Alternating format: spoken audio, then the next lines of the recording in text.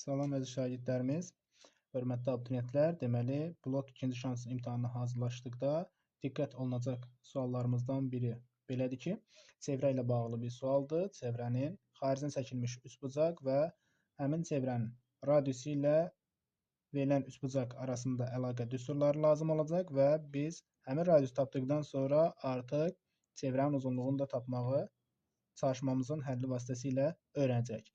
Deməli, bizə verilənlər nələrdir? Bir sualın daxilində bir neçə hissələrə toxunacaq, ona görə diqqətli olmanızı tövsiyə edirəm. BD-nin uzunluğu 10-a bərabərdir. Demək ki, bu D toxunan nöqtəsini göstərsək.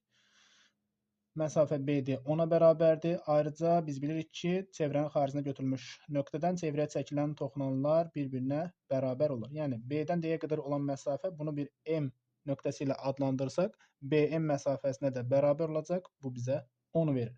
Ayrıca DA-nın qiyməti 3-dür. Bu məsafəmiz 3-dür.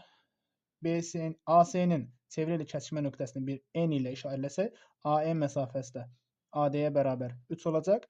Digər məsafələri sözsüz ki, bir-birinə bərabər olmasına görə bunları X götürsəm, növbəti qaydanı tətbiq etməyə çalışıram. Düzbucaqlı üçbucağın tərəflərinin uzunluğunun tapılması üçün Pifaqor teoremindən istifadə etməliyəm.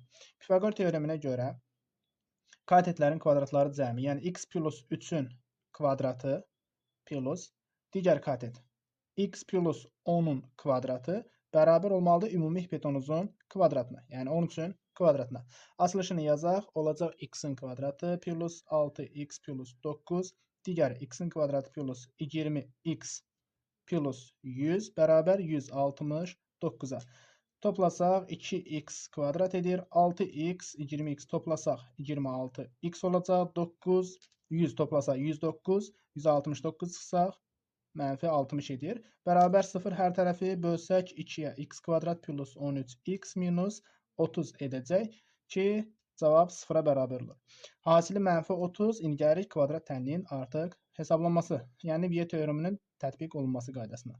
Hasili mənfi 30, cəmi mənfi 13 edən ədədlər. Bu ədədləri diqqətlə axtarsanız, cavab deməli, hasili mənfi 30 eləsin, cəmi isə mənfi 13 olacaq. 2 ilə mənfi 15. 2 ilə mənfi 15. Bir-birinə vurduqda mənfi 30, topladıqda mənfi 13 edir. Sözsüz ki, x məsafə, yəni parçanın uzunluğunu bildirir, ona görə mənfi ilə ifadə oluna bilməz. Demək ki, x-in qiyməti 2-yə bərabərdir. Artıq x-in qiymətini bildikdən sonra Pifaqor ədədlərinə görə düzbucaqlı üçbucağın tərəflərinin uzunluqları məlumdur. A-nın qiyməti x plus 3, yəni 2 plus 3, 5. B-nin qiyməti